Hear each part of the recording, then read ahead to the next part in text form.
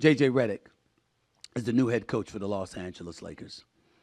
Introduced today by the Los Angeles Lakers. There's a lot of people that talking junk. They don't know what the hell they're talking about. They're acting like people got a problem with JJ Redick getting the job. No, we don't.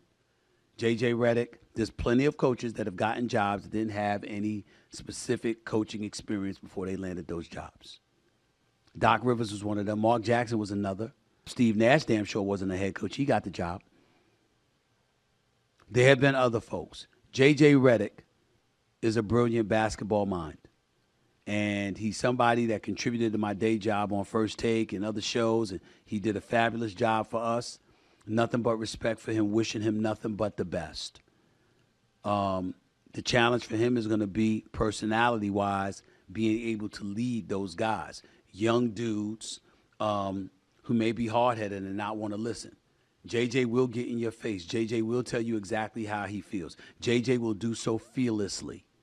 All of that is true. Here's what they don't say about JJ Redick. He's actually a very fair-minded guy.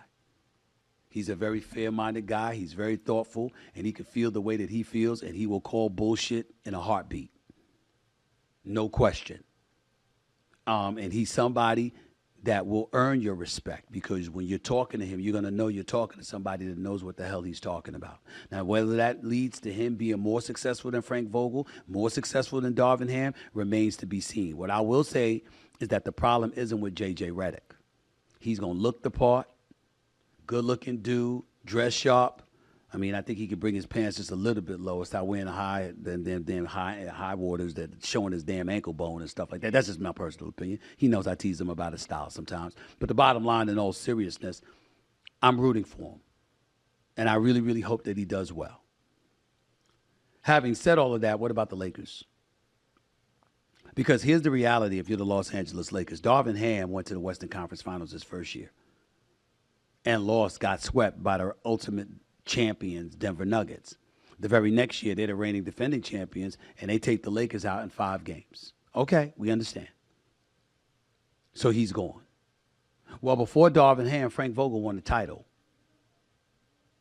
And it wasn't like Frank Vogel was clamoring for LeBron James and Anthony Davis and those boys to feel good about Alex Caruso walking out the door, Kentavious Caldwell-Pope walking out the door.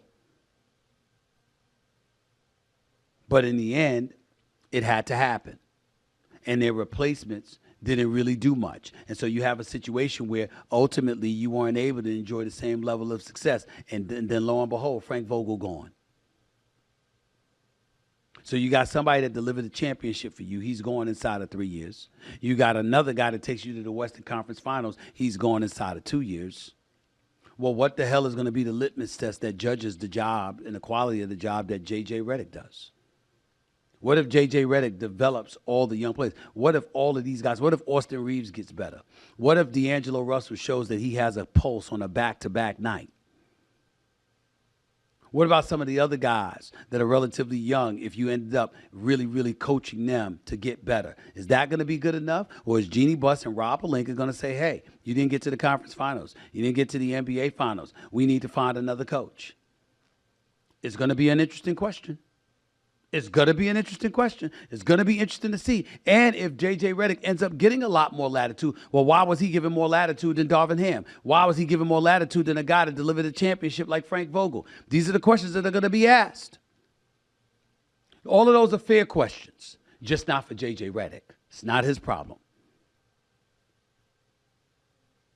If you are LeBron James, my brother, I think you should prepare yourself for far more scrutiny than that. If 2 coaches are gone inside of 3 years, well, LeBron James, what does that say about you as the face and the leader of the franchise? I'm not accusing of anything. I'm just asking the question. If you're going to be a skeptic, you're going to ask those kind of questions. What about you? You know, they could have had Ty Lue. Didn't want to pay him enough, plus wanted to pick his staff. You could have had Monty Williams, but you turned him off, and he ended up going to Phoenix and ultimately guiding them to an NBA Finals appearance before a few years later he moved on and went to Detroit. And now he's out in Detroit, which is a blessing, by the way, not a curse.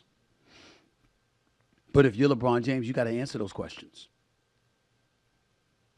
Because how many coaches are the Lakers going to employ? And how long do you think stupidly or foolishly, or you must think we're fools, like LeBron has nothing to do with any of this. He wants nothing to do with this. Just because he doesn't take calls when coaching candidates want to talk to him, or he isn't in Jeannie Buss and Rob Pelinka's face talking to him about it. Don't tell me that LeBron James has absolutely positively nothing with any of the changes that have taken place in Los Angeles. Just like Anthony Davis didn't have anything. So when Anthony Davis goes into a press conference after losing Game 2 to the Denver Nuggets in the Western Conference first round series, and he sits there and says we're a bit discombobulated and out of sync and out of wank, or whatever verbiage he used, that had absolutely positively no effect with Darvin Ham being fired, huh? Zero. Maybe it didn't, because maybe it was already a foregone conclusion. And maybe Anthony Davis knew that, which is why he felt free to say what he said, because I got news for you. Search high and low over the career of Anthony Davis. He never talked about a coach in that manner. Ever. It never happened. That's not who he is. So again, not condemning him either. But these are questions that are legitimate, that deserve to be asked. Period. So again, JJ Redick's got his work cut out for him. But he ain't the only one. Rob Pelinka, how about keeping a coach for more than 2 seasons? Jeannie Buss, how many coaches you want to pay at the same time? These are questions. These are questions. And we simply can't get away with that. We can't get around that, okay? We just can't.